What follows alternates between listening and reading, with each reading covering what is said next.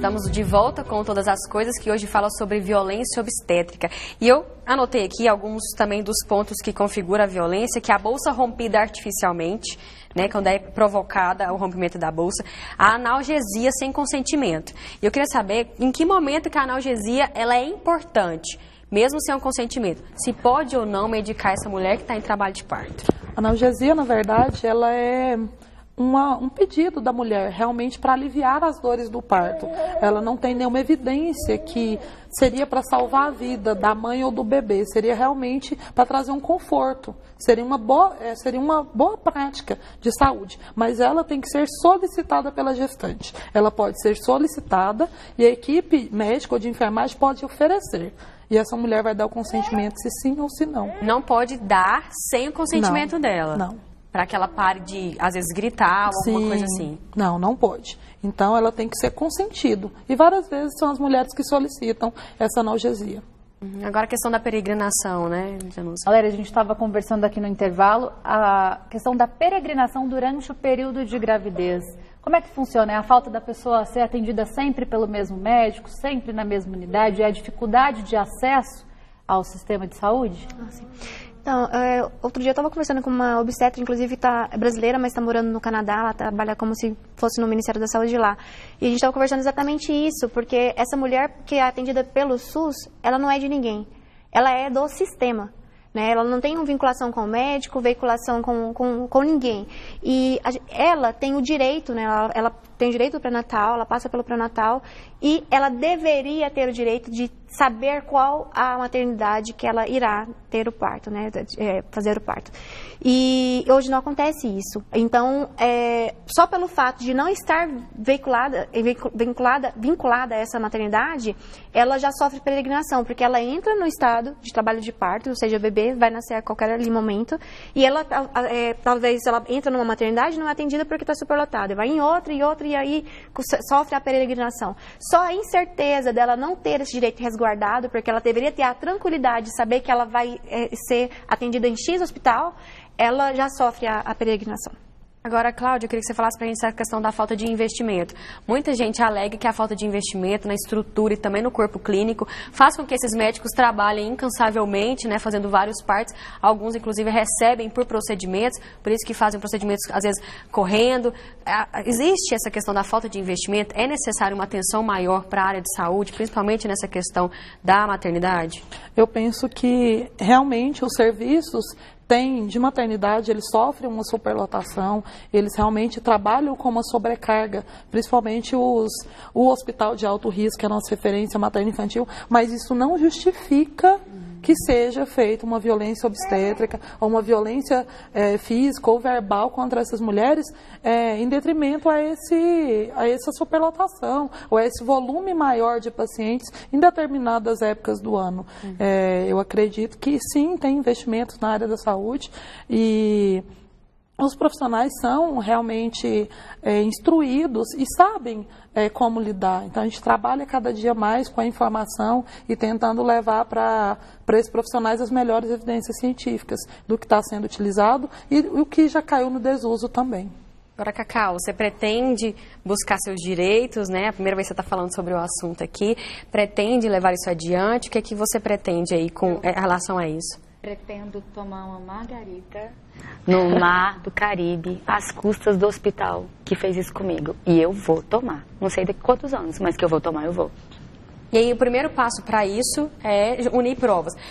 A gente já tem as provas. O Miguel já tem 2 anos? Tem 2 anos, a gente já está no prazo ainda. Então, como é que funciona essa questão de prazo, doutora? Até que existe prescrição para esse tipo de coisa? Até que ponto essa mãe que agora está se dando conta de que foi violentada, sofreu essa violência, pode fazer essa denúncia ainda? No caso da Cacau, plano de saúde, né? Ela entra no CDC, né? Que é o Código de Defesa do Consumidor, a prescrição é quinquenal, são 5 anos. Em alguns casos, por exemplo, criminal, né? Porque a violência obstétrica ela pode configurar lesão corporal, por exemplo, uma episiotomia de rotina, que é o PIC, né? Pode configurar a violência arbitrária, maus tratos, crimes contra a honra, né? Então, assim, cada tipificação tem uma prescrição exata. Então, se for o caso de criminal, tem que buscar um advogado criminalista que consiga tipificar essa conduta dentro do Código Penal. Se for cível, tem a prescrição de 5 anos, como eu disse. Valéria, você é diretora do Nascer Direito. Explica pra gente o que é o Nascer Direito. É um programa, um projeto? Ah, sim.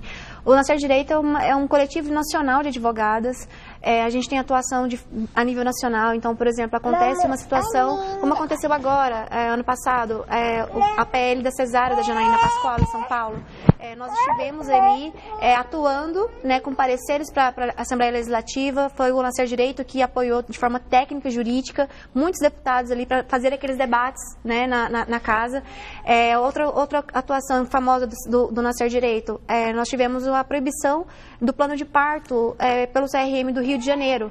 Então, a gente emitiu pareceres, a gente fez a denúncia para o MPF, que foi a ação que derrubou a resolução do plano de parto. Então, assim, muitas das coisas que acontecem no parto do Brasil, a gente está por trás. Quando derruba alguma resolução ilegal, que viola algum direito da mulher, a gente que está ali por trás. Somos mais de 100 advogadas. A violência obstétrica, ela é comum? Porque às vezes a gente está falando, conversando aqui, as pessoas acham que é um caso, que é uma ou outra situação. Como é que é a realidade no Brasil? Olha, tem uma pesquisa, que é uma pesquisa da Perseu Abramo, né, que fala que é de 1 a cada 4, ou seja, 25%. Mas se a gente for analisar os dados reais, por exemplo, em 2017 foi publicado um estudo da Rede Cegonha, que falava que, por exemplo, 13%, quase 13%, 12 e alguma coisa por cento, sofreu violência agressiva, física, a violência física. 67% não tiveram direito ao acompanhante, tiveram algum tipo de restrição. 95% das mulheres pariram em posição litotômica, que é aquela posição ginecológica. Ou seja, então se você for tipificar a conduta, você vai ver que são números bem maiores do que se fala, né? E isso quem denuncia, né? Porque tem muita gente, por exemplo, eu também senti que eu sofri a violência obstétrica após o parto, né, depois do nascimento do Miguel, meu também chama Miguel, e na hora da amamentação, né, que a enfermeira conduziu de forma errada, acabou me provocando um ferimento. Então, assim, isso porque são casos que eu não fiz a denúncia, né, isso são casos, vamos dizer, subnotificados que chamam, ou seja, os números são ainda maiores. Sim. A gente tem uma lei, que é uma lei federal, que é a 10.778 de 2003, que ela entrou em vigor em 2004, que fala que toda violência de gênero, ela tem que ser notificado. Então, não só essa lei, mas, por exemplo, violência contra mulher com deficiência, por exemplo, atender uma surda sem intérprete é uma violência, porque já fere o direito de informação. Ela também deveria ser notificada. Então, o que a gente acontece são casos de subnotificações. Eu escrevi 2 artigos, um que foi publicado na Inglaterra, outro nos Estados Unidos.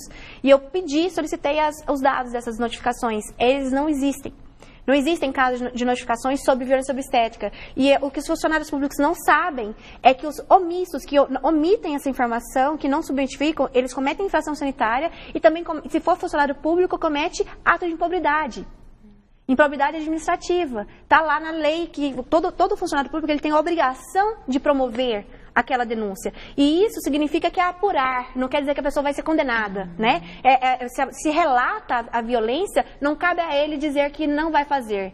Ele deve fazer, porque isso é ato de improbidade. Cláudia, isso inclusive é instruído para toda a rede também, essa questão de notificar também? Como é que é isso? Sim, a notificação também já está sendo incluída no Serviço de Saúde Estadual.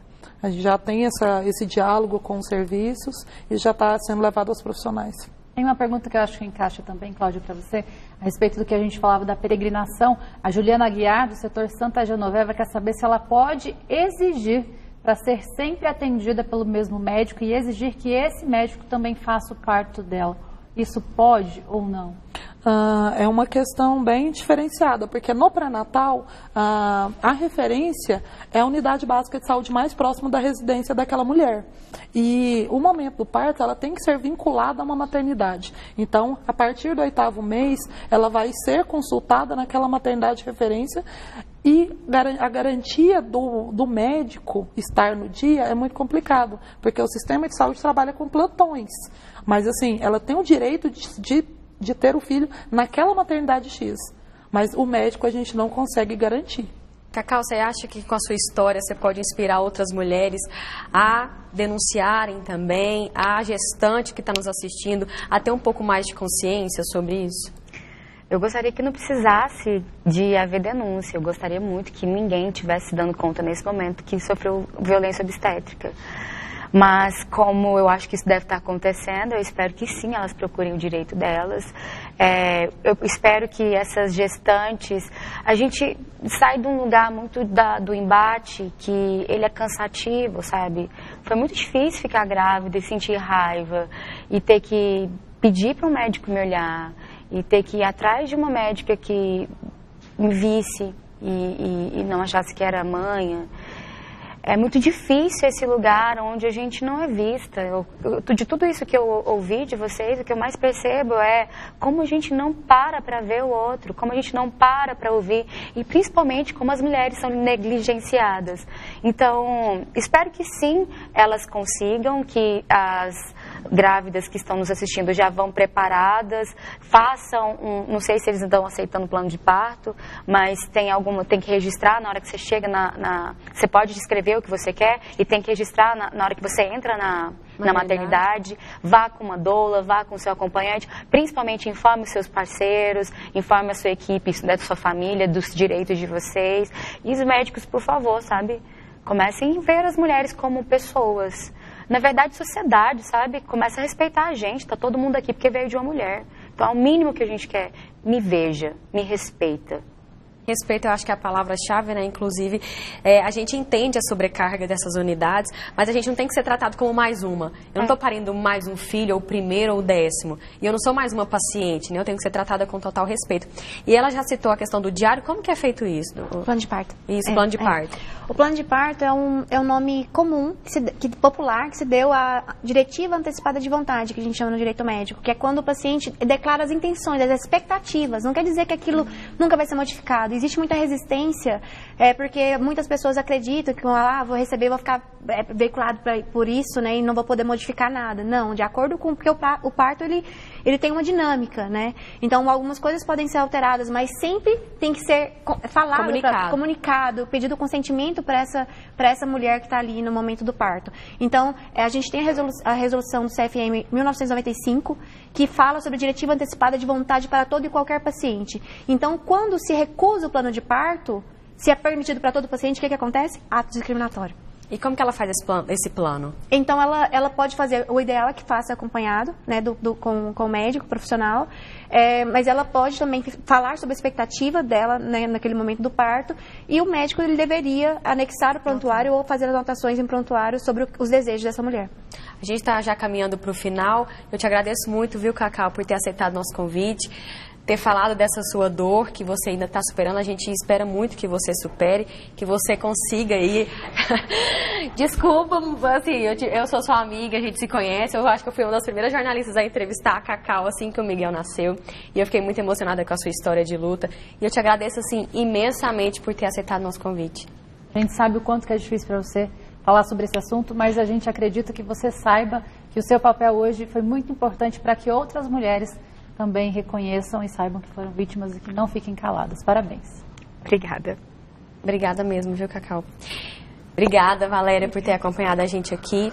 E, assim, a gente, igual a Danusa falou, espero que isso sirva aí para que muitas mulheres parem de ser maltratadas, xingadas, rebaixadas e assassinadas, né? A gente está no mês da mulher, a gente lembra, né, que só no ano passado aqui em Goiás 40 mulheres foram assassinadas por serem mulheres, porque os companheiros não aceitavam o fim do relacionamento. Então a gente tem que ter um basta, né? A gente está caminhando para isso, tomara que a gente consiga que esse ano sejam menos casos. Muito obrigada pela sua participação. Eu agradeço pela abertura. Para mim, como militante jurídica, né, é incrível ter esse espaço para poder informar, porque eu acredito que não se tem notificações, não se tem denúncias, porque a mulher não sabe, não tomou consciência ainda que foi violentada no momento do parto. Muito obrigada por esse espaço. Cláudia, te agradeço muito também. Obrigada, e que esse assunto, esse tema, seja cada vez mais vinculado para ajudar o maior número de mulheres possíveis. Porque esse é o nosso trabalho, esse é o nosso propósito, e acredito na causa também. Danusa, muito obrigada. Obrigada, Camila. É uma honra estar aqui durante o período de férias da Suzete Amâncio, debatendo temas tão importantes num mês tão importante, porque todas nós estamos aqui debatendo porque lutaram por nós e assim vamos continuar para o nosso futuro. E que a gente continue falando sobre isso não só no mês de março, né, que a gente teve o Dia Internacional da Mulher ontem, mas durante todo o ano, né, porque o dia nosso acho que é todos os dias.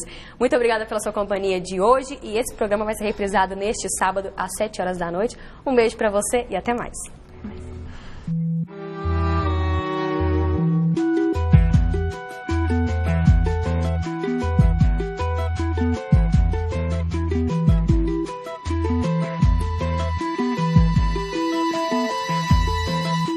Meu choro não é nada além de carnaval. É lágrima de samba na ponta dos pés. A multidão avança como um vendaval. Me joga na avenida que eu não sei qual é. Pirata e super-homem.